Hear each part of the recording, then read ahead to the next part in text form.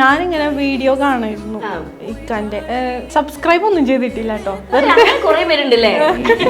വെറുതെ ഇങ്ങനെ നമ്മളെങ്ങനെയാണല്ലോ നമ്മളുടെ വർക്ക് കഴിഞ്ഞാല് നമ്മൾ നാട്ടിലത്തെ ഇങ്ങനെ കുറെ വ്ളോഗ്സ് എല്ലാവരും കാണും, ഒരുപാട് ചാനൽ അങ്ങനെ കാണുന്ന കൂട്ടത്തിൽ ഇഷ്ടപ്പെട്ടത് മാത്രം അങ്ങനെ എടുത്ത് കാണുമായിരുന്നു.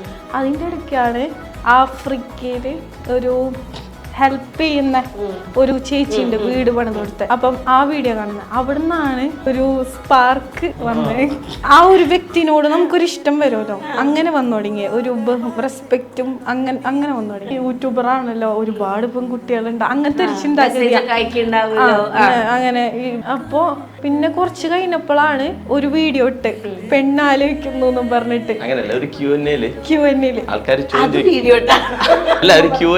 വീഡിയോ ഇട്ട് അതില് ലവർ ഉണ്ടോന്ന് ചോദിച്ചപ്പോ ഇല്ലാന്ന് പറഞ്ഞു. അത്ര പറഞ്ഞു. പിന്നെ